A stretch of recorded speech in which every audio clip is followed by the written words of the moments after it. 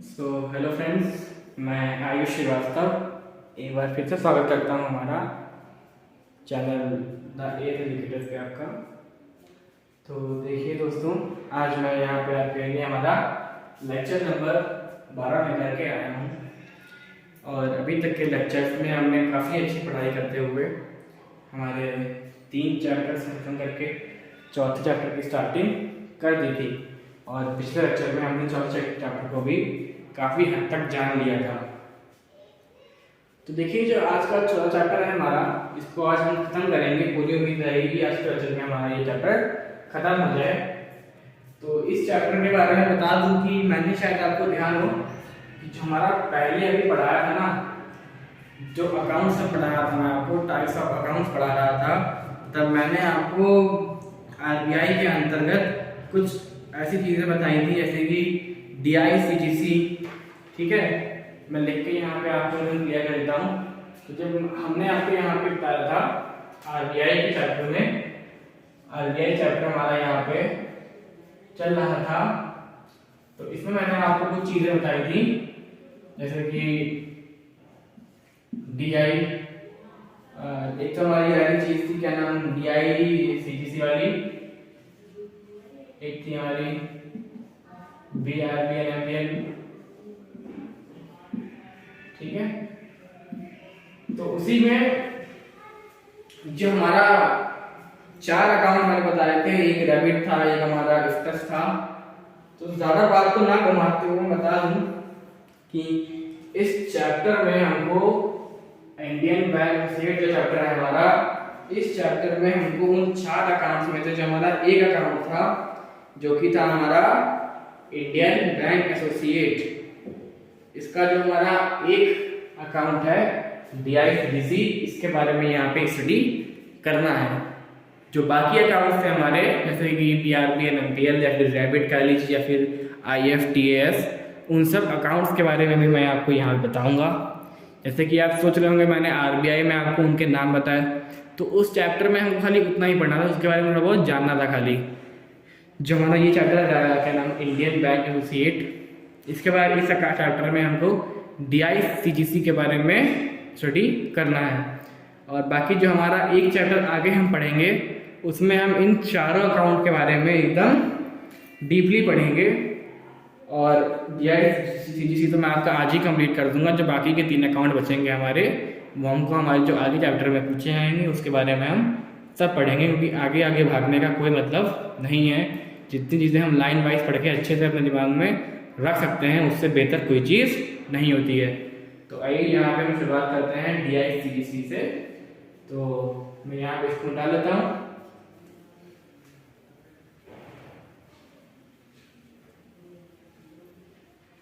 तो अब यहाँ पे हम शुरुआत करेंगे आज हमारी डीआईसीजीसी से।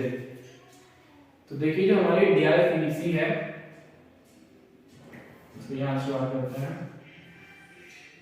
डीआईसीजीसी। मैं यहाँ पे फिर से फुल फॉर्म ले लेता हूँ, हालांकि जो मैंने बताई थी। तो इसकी जो हमारी फुल फॉर्म होती है deposit insurance and credit guarantee. Deposit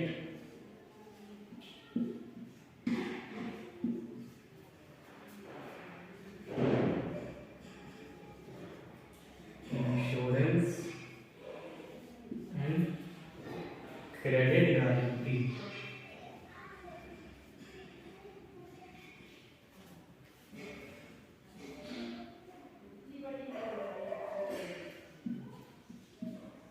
credit guarantee हमारा था आगे कॉर्पोरेशन।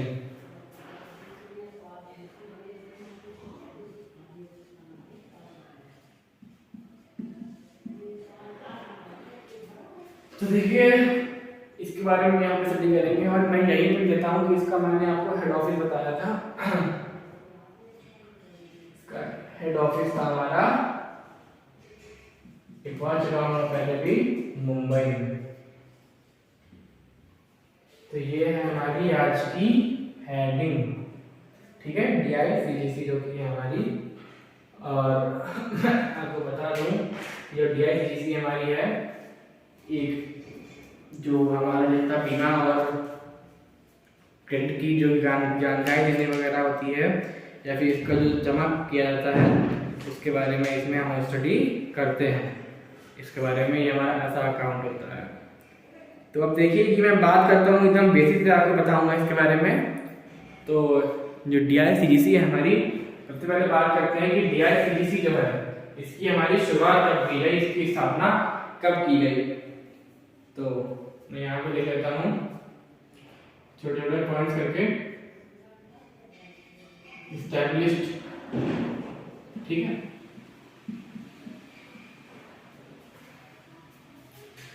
यहाँ पे लाइन खींच देते हैं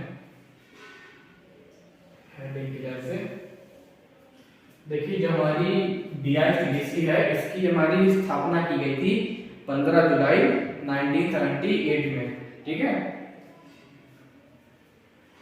15 जुलाई, ठीक है। कब की गई थी?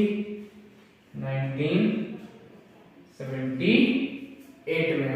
अब अगर बात की जाए यहाँ पे कि उस समय कौन सा एक्ट था, तो वो एक्ट था हमारा DICGC act, DICGC act 1961, bracket में मैंने यहाँ पे आपको लिख दिया है। और अब बात करें कि जो हमारी DICGC है क्या है, ये हमारी एक स्टैट्यूटरी बॉडी होती है। क्या होती है हमारी? Statutory body. अगर बात करें कि स्टैट्यूटरी क्या होता है, मतलब कि वैधानिक संस्था, मतलब कि जो वैधानिक संस्था हमारी होती हैं वो भारत में जो पैसे का लेन देन होता है उसमें एक जो अंतर्राष्ट्रीय लेवल पे लेन देन किया जाता है उसमें सद्भावना बनाने की, उसमें बिना किसी घपले के, उसमें घपले में निगरानी रखने पर जो हमारी संस्था बनाई जाती हैं उस संस्था को हमारा वैधानिक संस्था कहा जाता है। तो जो हमारी वैधानिक संस्था है हमारी DICGC, इसको मैं लिख लेता हूँ यहाँ पे छोटा पॉइंट बना के, इट इज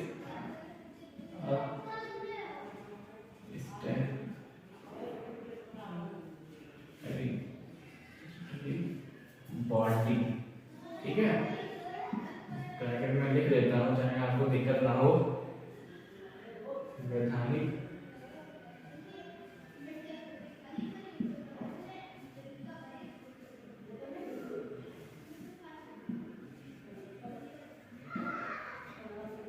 संस्था, ठीक है। तो समझ गए होंगे इसके बारे में भी हम। अब बात करते हैं कि इसका हेड ऑफिस कहाँ है, जो कि मैंने बता दिया आपको, मुंबई में है। अब बात करते हैं कि चेयरमैन जो हमारा DICGC है इसके जो चेयरमैन है वो कौन है। देखिए चेयरमैन है, इसकी हम बात करें DICGC के चेयरमैन की, तो शायद मैंने पहले भी आपको बताया हो कि मैंने अकाउंट में इसके बारे में अगले चैप्टर में। तो जो हमारे चेयरमैन है वो जो RBI के डिप्टी गवर्नर है वो हमारे DICGC के चेयरमैन है। तो यहाँ पर लिख सकते हैं deputy governor of RBI, deputy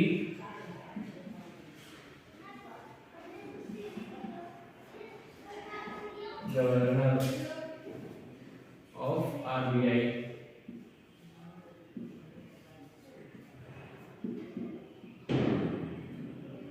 ठीक है। डिप्टी गवर्नर है RBI के, वो हमारे यहाँ के चेयरमैन है। अब अगर हम बात करें कि वो कौन है, तो वो है हमारे मिचेल पत्रा, ठीक है, माइकल पत्रा जिन्हें कहते हैं। यहाँ भी ब्रैकेट में लिखा हूँ, नाम लिख लेते हैं,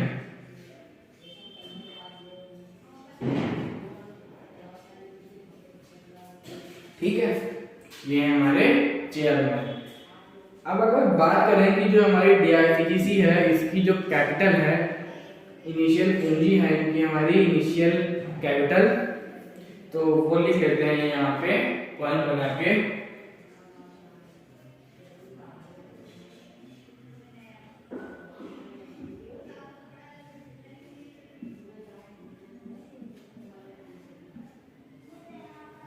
तो देखिए जो हमारी DICGC है इसमें जो हमारी कैपिटल है हमारी 50 करोड़ तक की इसमें दी गई है। इसको यहाँ पे हम लिख लेते हैं। और एक मेन चीज मैं आपको बता दूं कि जो हमारी 50 करोड़ की कैपिटल जो है, इस 50 करोड़ की कैपिटल में ये पूरी की पूरी जो सब्सिडी है हमारी, ये किसके द्वारा ओन की गई है? आरबीआई के द्वारा। तो ये चीज लिखनी बहुत जरूरी है कि फुल्ली ओन सब्सिडरी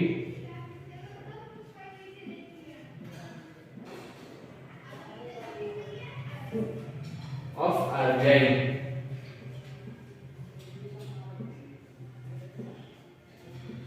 मैं एक बार चेक कर लेता हूँ साइड में दिख रहा है कि दिख रहा है। जी एकदम क्लियर यहाँ पे आपको दिख रहा है। तो अब देखिए बात करते हैं हमारी डीआईसीसी में आगे के पॉइंट्स के बारे में। तो जो हमारी इसमें प्रोविडेंट इंश्योरेंस होता है, प्रोवाइड इंश्योरेंस होता है, जो कि बैंक डिपॉजिट होता है, बैंक, ठीक है। तो इसकी ये हमारी छोटी सी हेडिंग टाइप से कर ली जाए तो प्रोवाइड इंश्योरेंस, मतलब कि जो भी हमारा provide insurance of bank deposit, provide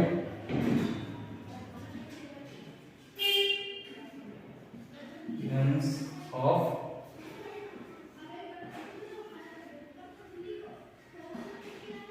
bank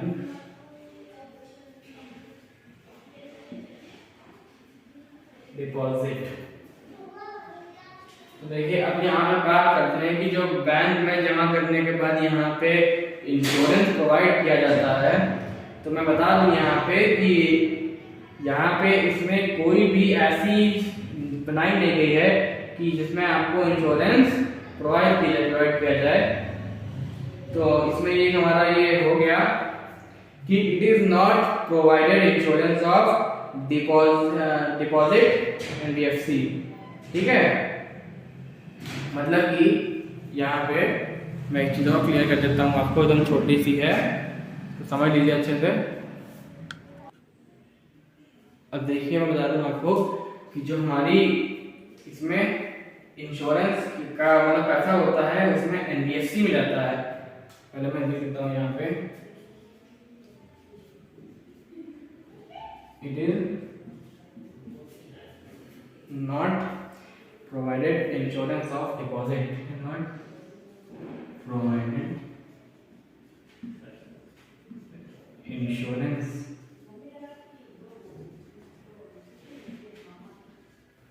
of deposit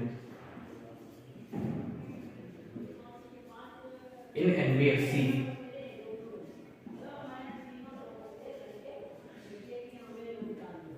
देखिए हम ब्रैकेट में कर लीजिए, मतलब कि अब पहले मैं आपको यहाँ पे ये चीज बता दूं कि एनबीएफसी क्या है, ताकि बिना ज़्यादा कंफ्यूज ना हो। तो जो हमारी एनबीएफसी है इसकी फुल फॉर्म लिख लीजिए यहाँ पे, एनबीएफसी की, तो एनबीएफसी की फुल फॉर्म है यहाँ पे कि नॉन बैंकिंग फाइनेंस कंपनी। क्या है? नॉन बैंकिंग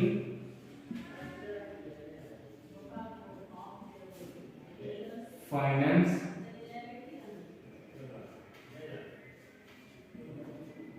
कंपनी, ठीक है। मतलब कि इससे ना इस डीआईसीसी में जितना भी पैसा आप जमा करते हैं मिलता है वो आपका जाता है एनबीएफसी में। और जो एनबीएफसी है वो नॉन बैंकिंग फाइनेंस कंपनी है, मतलब कि एक ऐसी कंपनी जिसमें आपको कोई भी बीमा नहीं मिलेगा। तो डीआईसीसी में आपको कोई भी बीमा नहीं मिलने वाला। अब बात करते हैं कि यहाँ पे कि कितना ज्यादा पैसा इसमें आप कर सकते हैं। तो देखिए यहाँ पे पॉइंट बना लीजिए, यहाँ पे मैं देख लूँ आपको दिखाई पड़ रहा है नहीं दिखाई पड़ रहा है।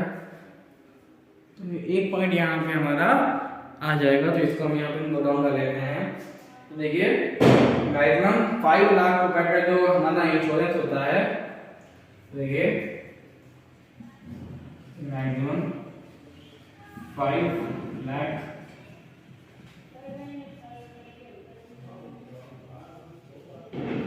Insurance of bank deposit of bank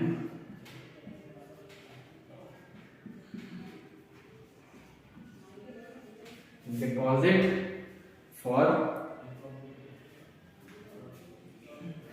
each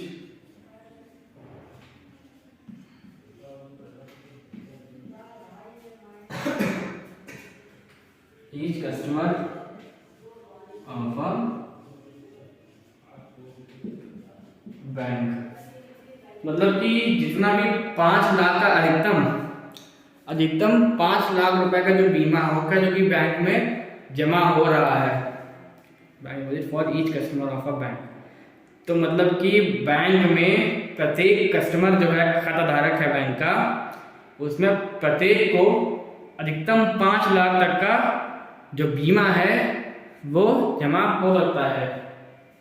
maximum 5 lakh insurance of bank deposit. तो जितना आपने पैसा बैंक में जमा किया है उसके आधार पर मैक्सिमम 5 लाख रुपए तक का आपको इसमें प्रत्येक व्यक्ति यहाँ पे इंश्योरेंस करा सकता है। इसमें ये आपका इसमें फायदा है। ठीक है, तो इसका यहाँ पे क्विक रिवीजन कर लेते हैं कि बहुत नीचे हमने यहाँ पे लिख लिया है, तो शायद उसके बाद नहीं दिखेगा, इसलिए इसको बिटाल के फिर मैं अगले पेज से स्टार्टिंग करूँगा।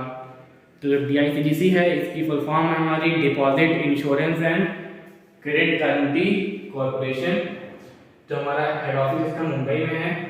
इस्टेब्लिश हुआ था ये हमारा 15 जुलाई 1978 अंडर DICGC एक्ट 1961 में। ये हमारा बहुत ही जरूरी पॉइंट है क्योंकि इसको अक्सर पूछा गया है कब इस्टेब्लिश हुआ, 15 जुलाई 1978। अब एक्ट पूछे इसका तो वो है 1961 एक्ट। ये हमारा बहुत ही जरूरी क्वेश्चन है, इतना हमारा खास करके बहुत ही जरूरी है यहाँ पे। तो इसमें आपको मैं निवेदन करता हूँ कि इसको बहुत कायदे से यहाँ पे लिख लीजिएगा। स्टैट्यूटरी बॉडी मतलब कि वैधानिक संस्था है। जो हमारे इसके चेयरमैन हैं वो RBI के डिप्टी गवर्नर हैं। ठीक है, जो हमारे डिप्टी गवर्नर हैं RBI के, उनका नाम क्या हमारा नकुल बत्रा। अब जो हमारी इसकी इनिशियल कैपिटल है वो हमारी 50 करोड़ की है। मतलब कि जो 50 करोड़ है हमारी fully own subsidiary of RBI, मतलब कि जिसपे RBI का पूरा अधिकृत रूप से यहाँ पे उसको प्राप्त है, अधिकार प्राप्त है RBI को। 50 करोड़ की उसकी इनिशियल कैपिटल है, पूरी RBI द्वारा है। Provide insurance of bank deposit. तो इसमें हमारा किसी प्रकार का कोई इंश्योरेंस नहीं मिलता है। ठीक है, it is not provided insurance of deposit in NBFC। मतलब कि NBFC में जो खर्च जाता है इसमें आपको किसी प्रकार का कोई इंश्योरेंस नहीं मिलता है। NBFC की फुल फॉर्म देख लीजिए यहाँ पे अच्छे से, नॉन बैंकिंग फाइनेंस कंपनी। ठीक है, और बात करते हैं कि यहाँ पे प्रत्येक कस्टमर को बैंक में इसका बैंक में जमा करता है पैसा, तो उसको 5 लाख रुपए तक का इंश्योरेंस, मतलब कि 5 लाख रुपए तक का बीमा यहाँ पर बैंक से मिलता है। अब DICGC के बारे में जो हमारे छोटे से और कुछ पॉइंट बचे हैं उनको मैं यहाँ पे बिगाड़ दूंगा और उसको यहाँ पे लिखूंगा। तो जब तक के लिए इसको आप यहाँ पे नोट कर लीजिए।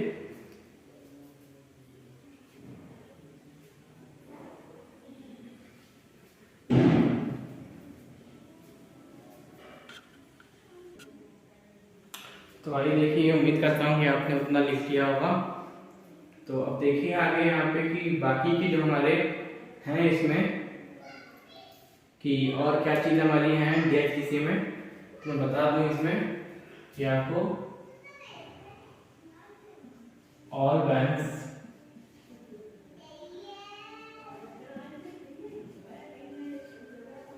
देखिए, मतलब जितनी भी हमारी सारी बैंकें हैं, ऑल बैंक और जितनी भी हमारी ऑल टाइप जितने भी होते हैं अकाउंट्स के, इसमें DICGC के अंतर्गत रहते हैं। All banks and all types of accounts, all types of accounts.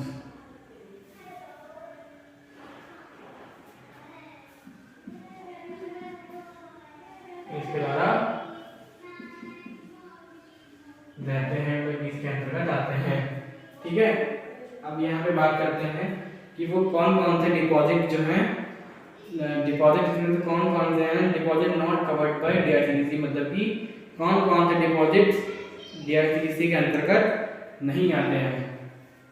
तो इसको थोड़ी सी हेडिंग कर देते हैं, डिपॉजिट नॉट कवर्ड बाय डीआईसीटीसी। तो इसको यहाँ पे थोड़ी सी कर दीजिए हमारी। तो देखिए जो हमारे इसमें डिपॉजिट नहीं आते हैं वो पहला डिपॉजिट है डिपॉजिट बाय गवर्नमेंट, ठीक है। पहला हो गया हमारा deposit by government,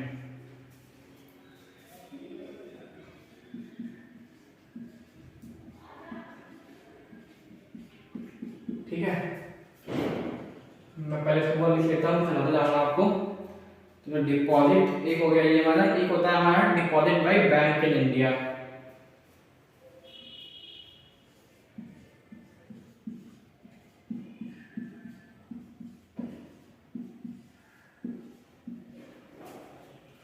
bank in India. जो तीसरा डिपॉजिट होता है हमारा डिपॉजिट बाय फॉरेन गवर्नमेंट।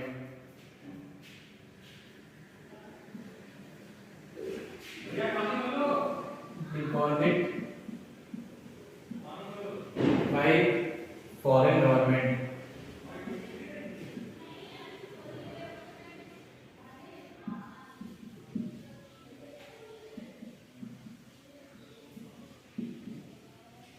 ठीक है। तो चौथा इसमें हमारा कवर्ड रहता है वो होता है हमारा deposit by land development bank.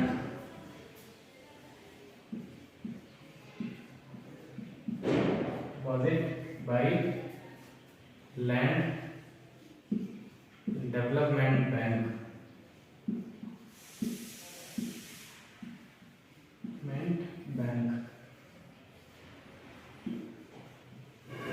इसको समझा देता हूँ यहाँ पे एक बार कि जितनी भी बैंक्स हैं हमारी वो इसमें कवर्ड रहती हैं, जितने भी ऑल टाइप ऑफ अकाउंट इसमें कवर्ड रहते हैं। और जो डिपॉजिट इसमें स्वीकार नहीं किए जाते हैं वो होता है सरकार के द्वारा डिपॉजिट स्वीकार नहीं किया जाता है।